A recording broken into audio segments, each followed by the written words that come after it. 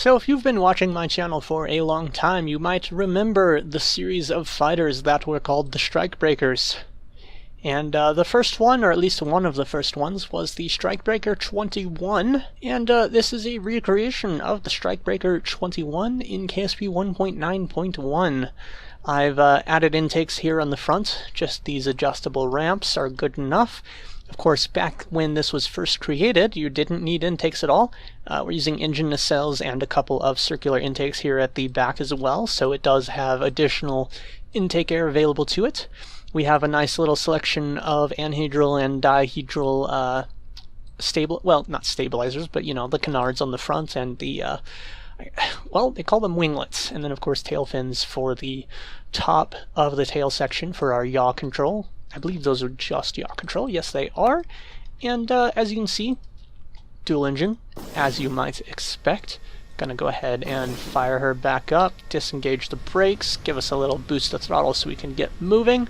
And there's another design there that I have yet to show off in a video. And yes, her landing gear are close enough together that you will have to worry about pitching over too much while driving her on the ground, but that's not too big of an issue. Here, let me get her back on her wheels, because, yeah, I don't want that. And I'm also going to have to slow down quite a bit to make a turn right here. Of course, remember, meters per second are actually quite a fast measurement. 2 meters per second is like 6 or 7 kilometers an hour, so that's like 5 miles an hour, which, I mean, if you're going to do a 90 degrees turn in something that's not the most stable, it kind of makes sense that it's of course, the springs in landing gear in KSP aren't the best. Oh yes, I completely forgot that you have the wheel stress meter that you can see here. I never really worry about that because most of the time in my designs I never have to, because I just... if the design has wheels exploding, then I change the wheel layout, you know? It's really that simple. I'm going to go ahead and make this turn also very slow, and I'm actually going to go ahead and switch to wet mode, enable SAS, and full throttle right about now. Oh dear. Okay, I full throttle a little sooner than I should have. This particular design is also based on one that I previously... Let's see. Okay, our thrust to weight ratio is just above 1 in the non-afterburning mode. This particular design is also based on a version of this craft where I accidentally took off the wings during takeoff while flying it once, and it actually flew quite well despite that. So I was quite happy with that. And this design in all, like just overall, has been a design that I've always had a lot of fun flying around the KSC and doing these kind of dangerous maneuvers, and, you know, just seeing how close I could drive her to the edge of controllability, the edge of crashing, and seeing how far I can get, how close I can get without dying. Like, for instance, there I came fairly close to the VAB. Not quite sure how close to the VAB I came, but still pretty darn close. And here you can see I'm just maneuvering through the research center, going to buzz the tower again. In fact, I almost didn't pull up in time because I realized that my aim was a little too true and I was actually going to go straight into the tower if I didn't stop it right there. And, yes, I unintentionally made a sound effect for it. I do that sometimes. I don't really think about it or intend to, I guess I just do, but yes. Like I said, fun to fly around the KSC even when you do that.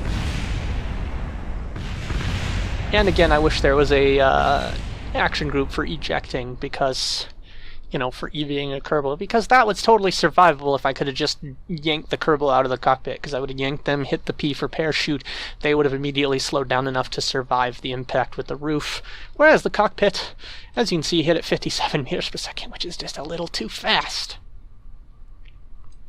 And of course I can't revert that flight because that plane's been sitting out here on the driveway next to the SPH for quite a while. So I might as well also show you the KXB-51, which I honestly am surprised I hadn't shown before. I thought I had, but, you know, apparently not. I'm going to go ahead and activate our engines, disengage the brakes, go ahead and throttle up real quick. Why do we have target set? Probably because it was targeting the... I would assume it was targeting the carrier, but I'm not really sure. I'm just very curious why whatever we're targeting is apparently moving away from us at 175 meters per second. That is definitely very interesting. Oh, that's... What? Why is the relative speed giving us an orbit-based calculation? Because you can see it's about the same as orbital speed instead of the surface speed. Maybe because of how this was just sitting here for a while, and also I just realized because this thing does have basically bicycle landing gear for its main gear. Yes, it has 2 of the small ones in the front and 1 larger in the rear. Yes, that is a very unusual configuration of landing gear, but it was part of the design. I have to look this up right now, because I don't remember, and I'm assuming this is based off of something that was a B-51, which is why I called it that. And yes, okay, the XB-51 specifically. This was a tri-jet ground attack aircraft designed in 1945, and it made its maiden flight in 49 rather. Designed as a bomber originally for the Army Air Forces, because it was that was before the Air Force was separate from the Army. If you didn't know that, that was a thing. And the real version has a wow, that was not smart at all. Ooh. I blew up more of it even after touching back down, and it can spin out of control and still land safely. Yeah, that's part of why I designed a landing gear like this. The original one, it has quite heavy main landing gear, but it actually does have 2 of them. I believe they're situated... Ooh, actually... No, it doesn't. Okay, now I remember. Yeah, I'm looking closely at some of the other images. It actually has 2 of these heavy bicycle main gear, 1 in the front, 1 in the back. I just decided specifically that I'd rather have the medium, you know, for the rear heavy on this one, and a lighter pairing on the front. I just felt like I liked the way that went together better. And it does have the wing tip trace as well. That's interesting. Normally when I have something this close to the design that it's copying, I go ahead and name it that, but in this case I called it the KX50, the KXB, so the Kerbalized version. I guess it's because if I look closer at some of these images, I do have the wings slightly wrong. I also find it incredibly funny how many of the images that I'm looking at right now are actually of a B-52 Stratofortress that is named a B-51. There's 1, 2, 3, 4 of those showing up in just the first page of results, as well as a B-2 and a B-29 Superfortress, which is kind of funny. Like, just all these other planes are showing up along with it, as well as what looks like to me a B-28, or is that a B-29? One of the older bombers that is showing up in this list as a B-51. So it's like, obviously, a lot of sources don't know what the fuck they're talking about, because they're actually showing other planes. I also just noticed, looking a little bit closer, depends on the angle of the picture. Maybe there were some variants that were a little bit changed, but these lower pod engines are a little bit different on some of the variations of this I've seen. As you can see, our thrust is below the center of mass. This allows us to do some interesting maneuvers using just differential thrust or just thrust control, if I was so inclined to do that. That's something I was having some fun with recently. Obviously, we have a T-tail back here, which, oh good, the real one has, has a T-tail too, because, again, I was thinking, maybe I changed it up a little bit. Its T-tail is a bit different in design than this, but I'm actually quite happy with this particular replica of the tail, and especially the engine on the tail. This was just a dream to make, really. And assuming I don't completely screw up our takeoff sequence again this time, yes, this the main landing gear is quite a bit far forward, and it is a very heavy risk of tail striking if you're not careful, as I just demonstrated. I believe this thing's a beauty to fly as well, but like I said, we're gonna have to get off the ground for that first and not crash the tail piece. As you can see, we can get the nose up quite a bit quicker than we can get the tail up, and you can also see that, oh, you know what, our cockpit's just fine. Oh, that's great, and again, we spin out and still have stability on the controls that were there. That's really funny. Yeah, it's quite prone to tail strike, especially if you try to pull off the ground as quickly as you can instead of when it's more reasonable to. Of course, we do have the benefit of now we have a smaller version of the craft right now. You know, smaller plane, still reasonable. Probably can't fly at all, but it's I'm sure as hell gonna try, especially considering we have asymmetric thrust. which is really going to screw us up. And in fact, we have no pitch control whatsoever because I designate the controls appropriately based on their positioning on the plane, so we really only have ailerons right now. So now that I'm going to try to fuck it up less again, here we go. This time I'm going to wait till we get to around 70 meters per second, I think is enough to where we can gradually start to pull up. Even then, I very nearly clipped that tail again.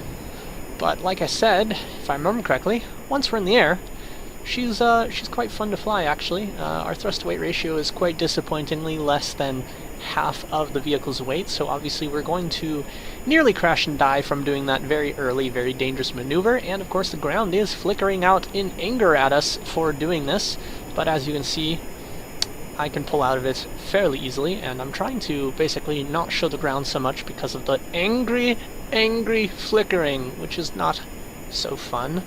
And of course the main fuselage of this plane is all fuel, so we have quite a bit of fuel to go. You do notice, however, that the rear, the NCS adapter, is empty, and this particular Mark I fuselage is only about 2/3 or 3/4 fueled up at the beginning of launch, because if I fueled those up all the way, it would have too much, the center of mass would be too far back, and this plane would actually be, what's the word I'm looking for? Horribly unstable. As it is right now, it's a little unstable with the thrust being below the center of mass. You can see I'm actually pitching up slightly as I let control of the SAS, and let it do what it wants as far as controls are concerned.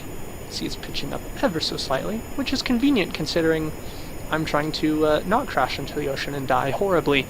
I'm going to land this at the island runway, because that seems to be the main thing that I'm doing lately in checking out or showing off designs that I've made recently. And it's there, you know? And in this particular case, rather than trying to feather the throttle to keep us at a particular altitude or whatever, I'm just rolling her back and forth to keep us relatively heading in the same direction, but also keep us from dropping or gaining too much altitude while having the SS completely off. This is a fairly stable craft. Not 100% stable, but stable enough for my particular needs. We are getting rather low. There we go, but no problem nonetheless.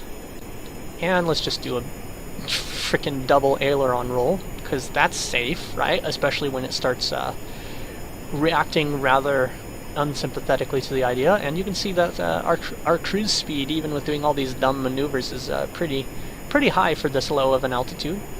I don't think I've exactly tested how high this can go. I haven't tested things as thoroughly as I might have done in the past, but I'm having a lot of fun with these low-level flights and just playing around with ideas and designs and making basic replicas without trying to worry so much about getting everything perfect or big enough for the right scale and that sort of thing. Especially, I do like going with lower part counts, as you surely know by now. And our speed is going quite a bit higher. I'm going to go ahead and get us to our ground-based radar, and I'm probably going to, yeah, let's go ahead and engage the SAS, cut the throttle entirely, because we are getting fairly close to our destination, and this plane will not land the way we want it to at that speed. Do I have? No, I didn't set up any action groups for anything. And I was thinking if I had flaps enabled. I generally don't, because generally I just don't need them. They're not particularly useful. One of the great things about this design with all the landing gear it has is quite a bit easier to land. Obviously less easy to take off, as you saw by my horrible crashingness. I'm actually going to, yeah, I pitch down quite a bit lower and pull up just a bit. Oh, let's actually keep that throttle up just a bit, because we're going to need it. Okay. Oh dear. That was more than I intended. And, you know what? We're going to call that a landing, even though obviously that was a terrible landing. Oops, wrong button. No, don't disengage the landing gear. Ha! I was trying to turn off the SAS, but instead I turned off the landing gear. Or something like that, or turned on RCS, I don't know. Anyhow, can also maneuver quicker on the ground with this. Obviously that wasn't the best landing. Kind of broke off one of the engines. It's a very rough landing, obviously. But also you can tell how much I care by the fact that here I am just... Oh, we broke the other engine pod too partially. Okay, you know what? We don't need you then. Just no more... No wonder it was... our throttle was not responding very well just now. We have only the tail engine. I bet you this thing still flies with this, though. I'll have to try that another time, though. Right now I'm just going to park it with everything else that's over here. And we'll just have to take it off at another time. I'm actually going to put it right here on the side. Put it right behind the K117 for now. And that's close enough. Oops. Okay. It's a little closer than I intended to get, but here we are. And as always, thanks for watching. That took a while. Oh, and I have some debris to get rid of.